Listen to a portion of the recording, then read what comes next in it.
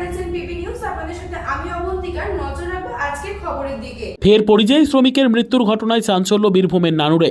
বীরভূমের নানুর থানার অন্তর্গত শেরপুর গ্রামের বাসিন্দা রিন্টু শেখ জীবন জীবিকা নির্বাহের জন্য চেন্নাইয়ে কাজ করতে গিয়েছিল 1 বছর 1 মাস আগে। চেন্নাইয়ে রাজমিস্ত্রির কাজ করতে করতে ভাড়া থেকে পড়ে যায় পা পিছলে এবং তারপরে ইলেকট্রিক তারের শক লাগে এবং তারপরে মৃত্যু হয় ওই পরিযায়ী শ্রমিক রিন্টু শেখের। গত 21শে ফেব্রুয়ারি ওই পরিযায়ী শ্রমিকের মৃত্যু ঘটে। 2টি কন্যা সন্তান রয়েছে মৃত রিন্টু শেখের। খবর পেয়ে আজ ওই শোকাহত পরিবারের সঙ্গে দেখা করতে যান বীরভূম জেলা পরিষদের সভাধিপতি কাজল শেখ।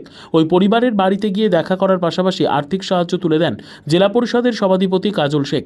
যেহেতু ওই মৃত পরিযায়ী শ্রমিক রিন্টু শেখের নাম নথিভুক্ত করা নেই রাজ্য সরকারের পরিযায়ী শ্রমিক প্রকল্পে, সেহেতু এই প্রকল্পের সুবিধা থেকে বঞ্চিত হলো এই পরিবার।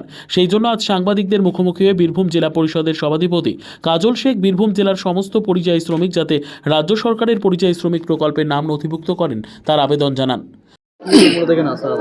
দেখুন, শেরপুর গ্রামের মানুষের সঙ্গে আমার দীর্ঘদিনের সম্পর্ক।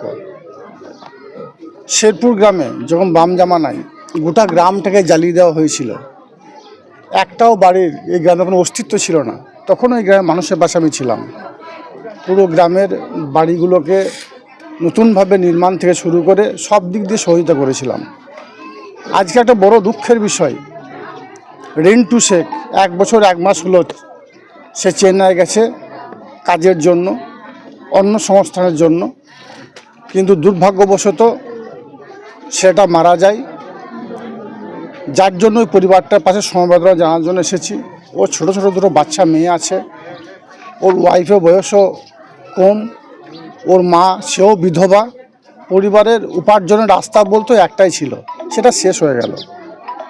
কিন্তু দুঃখের বিষয় এটা যে আমরা বারবার বলা সত্ত্বেও পরিযায়ী শ্রমিকের জন্য রাজ্য সরকার যে সুব্যবস্থাটা করেছেন, আপনাদের মাধ্যমে আমি সারা বীরভূম তথা বাংলা মানুষকে জানান দিতে চাই যে পরিযায়ী শ্রমিক যারা অন্য সংস্থার জন্য রাজ্যের বাইরে যাচ্ছে তাদের নামগুলো নথিভুক্ত করার জন্য এই পরিবারটি তার নামটা নথিভুক্ত করেনি, যার ফলে রাজ্য সরকারের পক্ষ থেকে যে 2 লক্ষ টাকার অনুদান এবং তার দেহটাকে নিয়ে এসে সৎকার্য করা পর্যন্ত যে 25,000 টাকা রাজ্য সরকারের পক্ষ থেকে দেওয়া হয়, সেটা থেকে পরিবারটা বঞ্চিত হলো।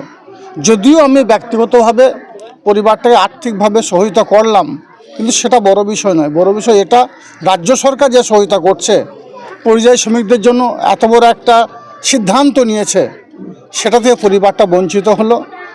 এবং এর 2 ছোট ছোট মেয়ে এই গ্রামের আমার যারা সহযোদ্ধা সহকর্মীরা আছে তাদেরকে আমি বলে গেলাম সব সময়ের জন্য পরিবারটা পাশে থাকার চেষ্টা করবে এবং রাজ্য সরকারের যে প্রকল্পগুলি আছে প্রত্যেকটি প্রকল্পের আওতায় যেন পরিবারটা আসে এবং আগামী দিনে এই পরিবারটার যদি কোনো দিক দিয়ে কোনো রকম অসুবিধার সম্মুখীন হয় তাহলে যখনই জানাবে এই পরিবারটার পাশে দাঁড়াবো, এই অঙ্গীকার আজকে এখান থেকে আমি করে গেলাম।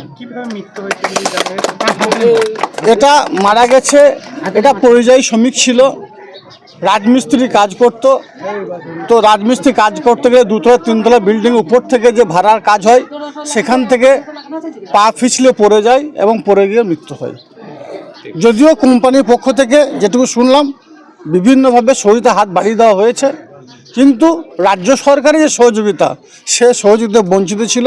তাই আপনাদের মাধ্যমে এটা আমি বারবার বলতে চাইছি এ কথাটাই যে এখনও পর্যন্ত বীরভূম জেলা তথা বাংলার যেসব পরিযায়ী শ্রমিকরা আছে তারা যদি তাদের নাম নথিভুক্ত না করে থাকে অতি অবশ্যই যত দ্রুত সম্ভব ব্লক অফিসে গিয়ে তার নামগুলো যেন নথিভুক্ত করে। নানুর থেকে ইকবাল হোসেনের report, PB news. Annapurna medical hall, chemist and druggist. এখানে সকল প্রকার ওষুধ পাওয়া যায়। নবাবহাট মোড়, পূর্ব বর্ধমান। যোগাযোগ করুন 6295528655 অথবা 7602347696।